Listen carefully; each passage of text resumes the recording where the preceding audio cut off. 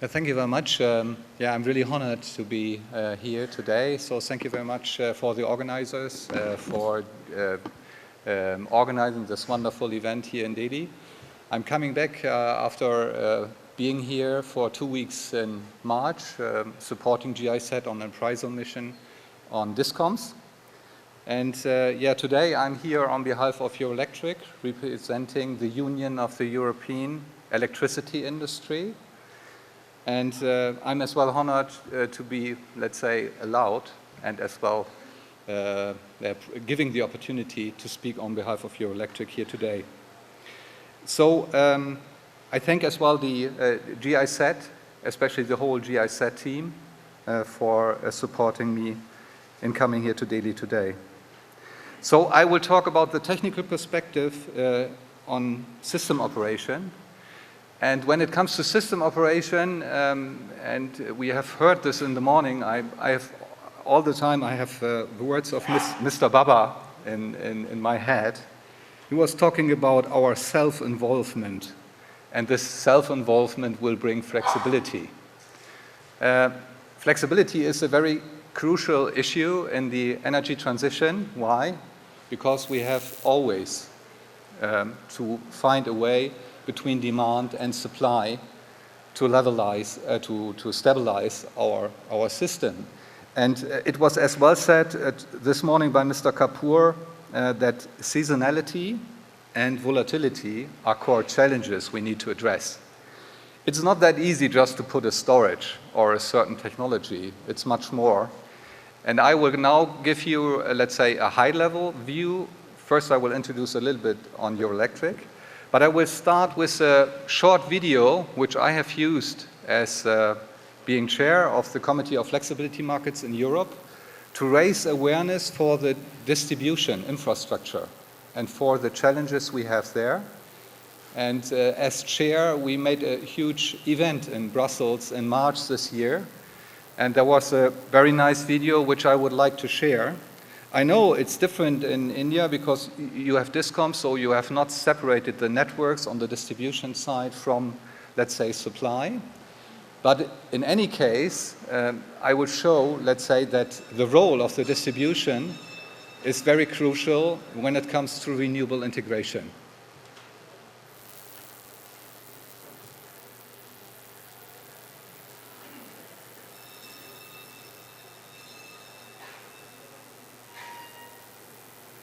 Is it working?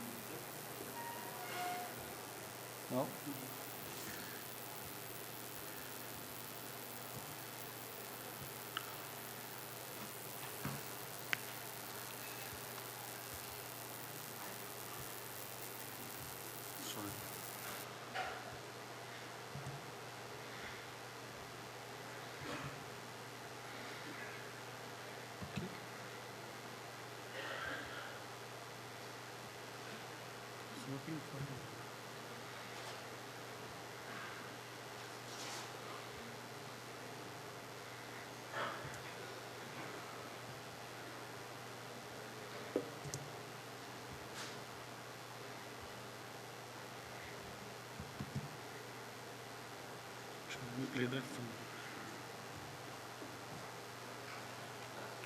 We have some technical problems.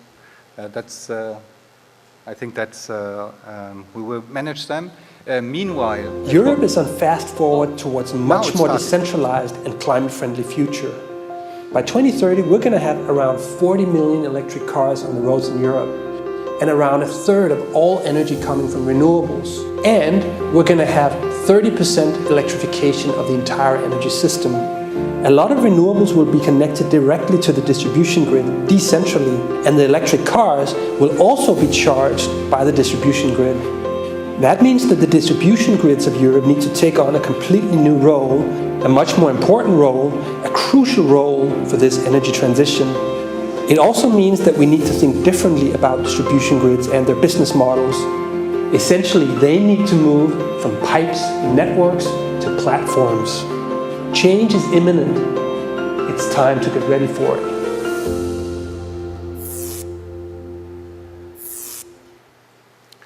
As I said, Eurelectric is the union of the electricity industry, and so representing the European electricity industry, meaning covering 32 European countries, and speaking then for over 3,500 companies in Europe. I have heard in my preparation with some staff members of GIZ, such an organization is not existing in India. So, but what is this organization about? So they're covering the whole, let's say, system perspective on electrification and sustainability in the electricity sector.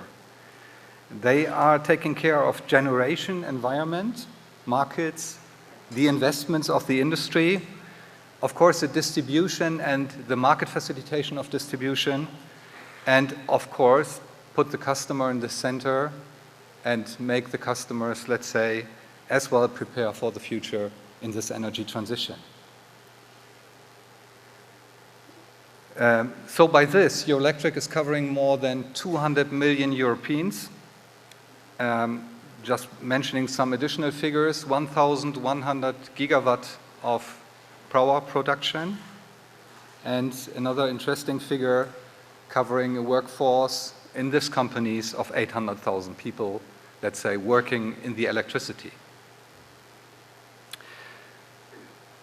I have the figures of India in mind when it comes to generation capacity, but when I look at Europe, Europe currently is still 3 times from the annual production larger than India.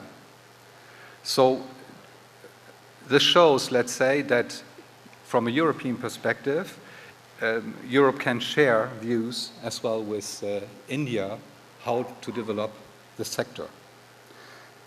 Eurelectric presidency, just to give this, let's say, short information, is led by a presidency from E.ON, from Vattenfall, coming from Sweden, E.ON Germany, Ireland, and the Secretary General is Christian Ruby, sitting in Brussels.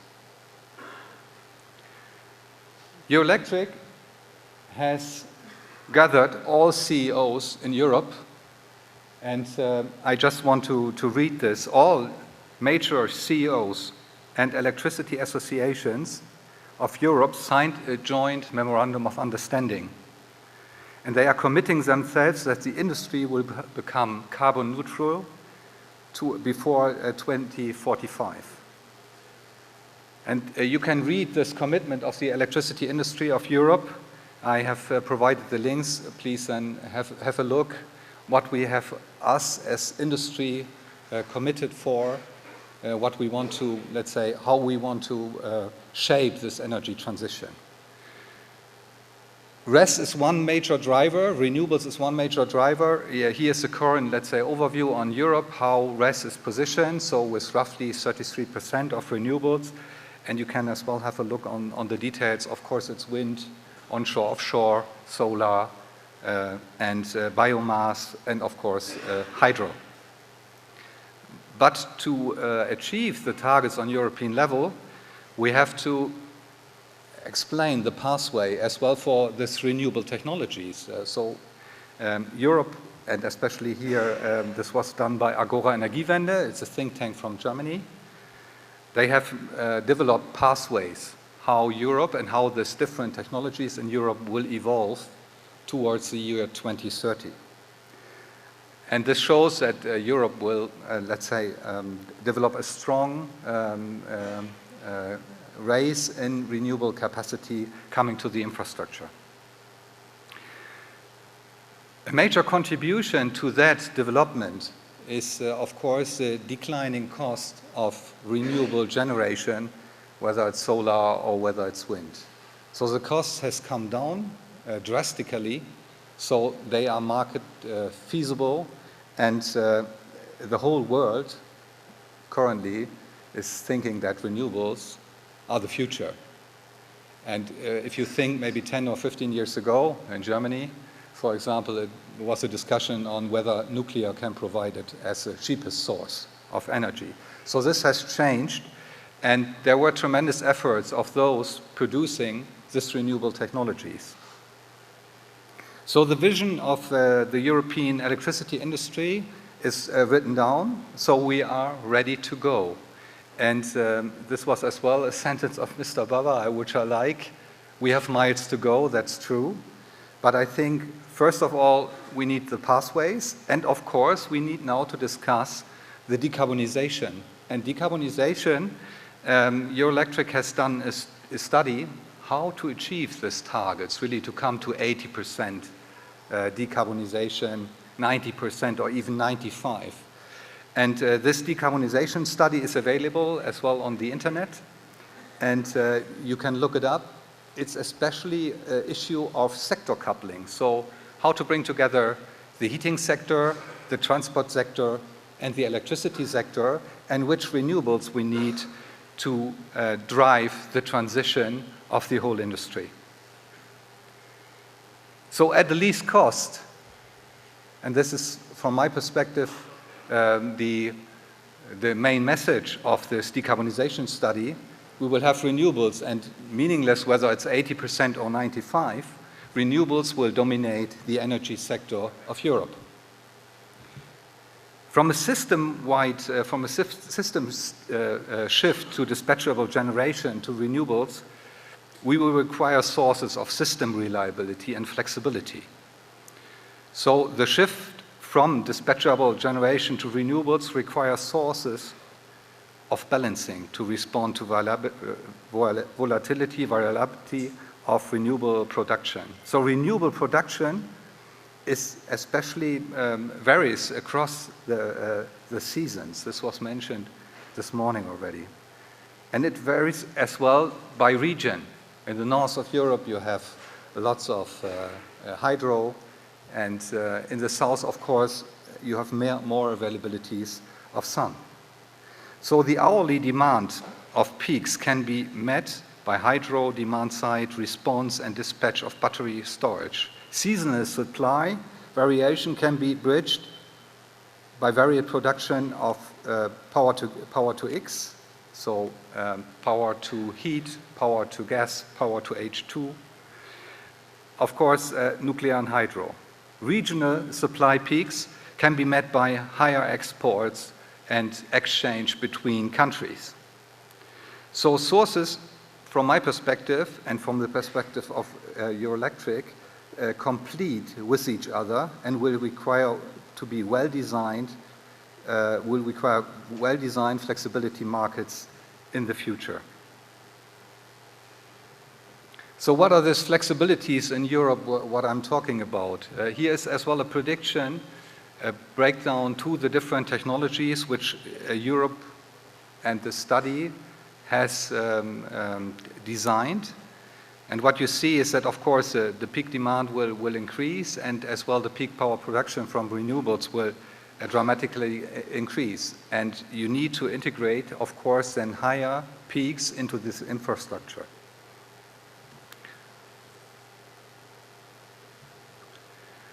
To make this decarbonization strategy viable, you need to invest roughly 100 billion euro a year.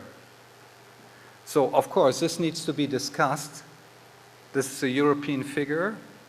I'm talking about a year. So meaning that from 2020 to 2045, every year, we need to spend a lot of, not only on the generation, but as well on the transmission, on the distribution, on the infrastructure. We need high investments to make this transition, which Europe has agreed on to move in this direction in the Paris Climate Agreement. And the industry is now looking how to facilitate the investments necessary to make this transition happening.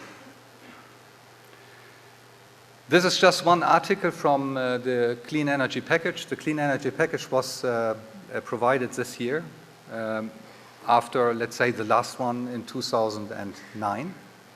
So it took us roughly 10 years in Europe to come up with a new legal framework. And in this legal framework, there's one important, from my perspective, very important issue in the Clean Energy Package, which I would like to share. It's about taking away the peaks from the infrastructure and take care as a distribution operator and as well as a transmission operator that you build an infrastructure which is efficient and not too costly for this energy transition. As the video said in the beginning, the business model of a DSO and as well the business model of the whole sector is changing. So we are moving from pipes to platforms. What does that mean? So a pipe is always kind of peer-to-peer interaction. But when it comes to platforms, we share. We share information on the one side, we share the infrastructure, we share assets. So I'm talking here about the shared economy, and this is something, from my perspective, which will safeguard the energy transition. Digitization will be the incubator of the energy transition towards renewables. And the DSOs will play a major role because 90% of all this decentralized coming energy will be connected to this infrastructure of a DISCOM or of a DSO. So from my perspective, this will bring additional complexity, and we only can face this complexity with digitization of the infrastructure. And when you think about what's currently in the distribution, it's more a kind of top-down delivery of energy. So this is turning around, and we need a lot of more information, sensors, actors, and so on in the distribution infrastructure, really to make this platform approach a viable approach.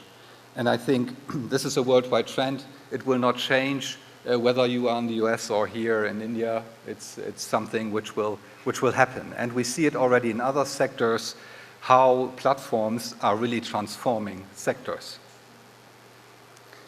The role of system operation in power systems is shown here on the left.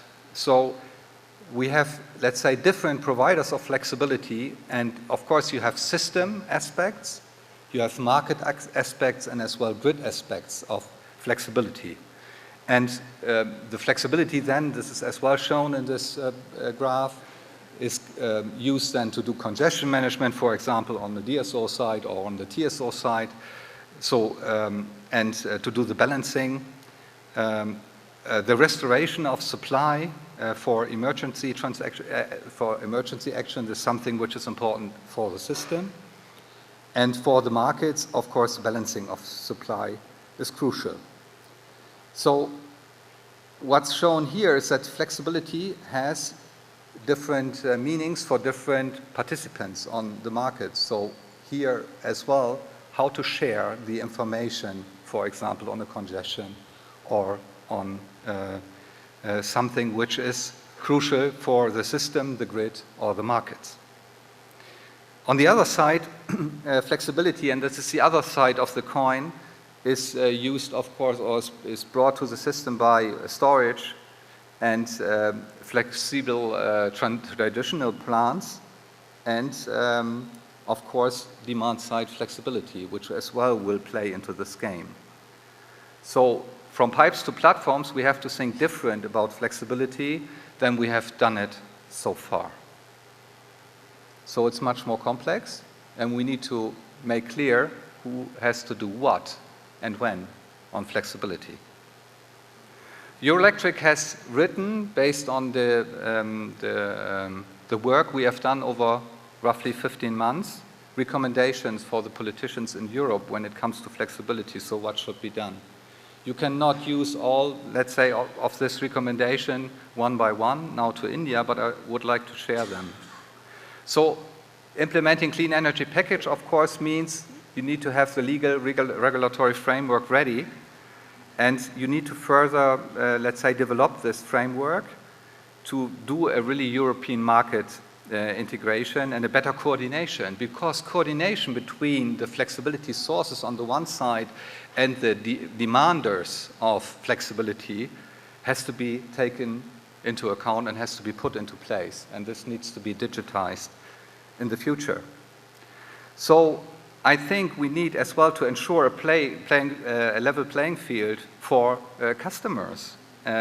So we should not penalize with electricity taxes and we should provide more efficient and stable signals for decarbonization in the sector.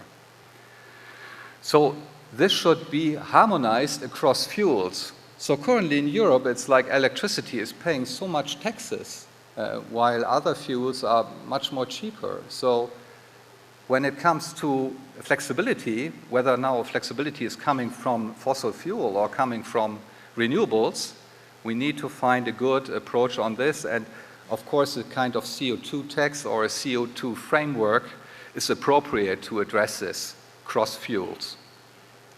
So what we as well need is to introduce network tariffs, which are really important, and India is doing here much better than Germany, especially on the rollout on smart metering, which is of course as well an important source for demand response activities. But in the end, smart metering is then used to send efficient signals to the market actors and to the distributed generation, storage and demand, and so on. So what we need is as well foster risk catching for carbon neutral generation investments. So especially here it cannot be that plants we need for system stability are running out of money. This is something which should not happen, and the member states of Europe are recommended as well to take care that they have sufficient capacity to support the energy transition. Meanwhile, we have no, let's say, sufficient flexibility digitized in place. In the end, as well, it's about providing new firm capacity, and here the member state should more require the capacity to deliver a flexible capacity and storage, demand-side response, and power-to-X technologies. What we see as well is we need to improve the network regulation in Europe, and this is currently happening already between TSOs and DSOs. So DSOs are now taken in Europe on a level playing field with the TSOs, which is a new approach in the legal framework. What we as well need is, let's say, improving of the planning tools. This was as well mentioned here. So introduce really a wider and more realistic set of assumptions for system planning. System planning is now the whole energy system, covering as well the transport and the heating sector, so the housing sector. And of course, because this is the only opportunity, the only viable opportunity, reach decarbonization through electrification. This is, from my perspective, the core message I would like to leave, that the electrification as well is used to decarbonize sectors which otherwise would not be possible to be decarbonized in the future. This is more the high-level, let's say, approach I have taken to give this presentation, to, let's say, as well showcase that from a top-down view, system operation is, let's say, a part of a wider transition. So this is, from my perspective, the things I would like to share with you, and I will close my presentation with thanking you for your kind attention.